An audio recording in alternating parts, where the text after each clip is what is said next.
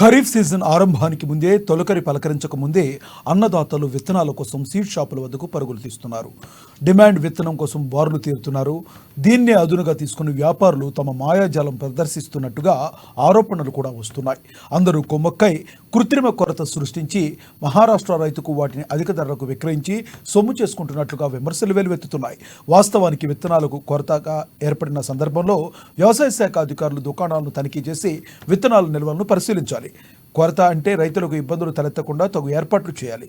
కానీ జిఎస్టీ సాకుతో చాలా మంది వ్యాపారులు రైతులకు బిల్లులు ఇవ్వకుండానే విత్తనాలను విక్రయిస్తున్నారు. మరోవైపు అధికారుల పర్యవేక్షణ కొరవడంతో వీరి వ్యాపారం జోరుగా సాగుతుందనే ఆరోపణలు వినిపిస్తున్నాయి.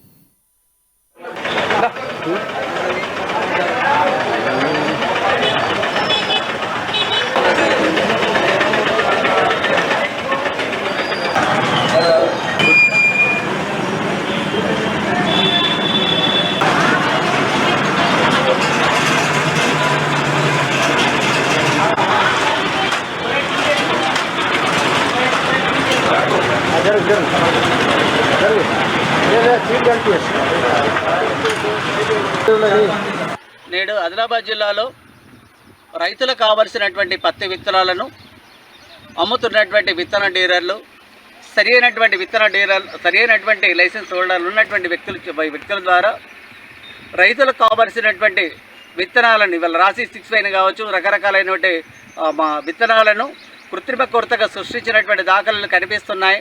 దీనిని జిల్లా యంత్రాంగం, జిల్లా మెజిస్ట్రేట్ అయినటువంటి కలెక్టర్ గారు కూడా రైతులకి ఎలాంటి అయిన విత్తనాన్ని ఇచ్చినట్లయితే దాన్ని కృత్రిమ కొరత సృష్టించినట్లయితే వారిపైన కఠినమైన చర్యలు తీసుకుంటామని చెప్పేసి ఆదేశాలు కూడా ఇవ్వడం జరిగింది.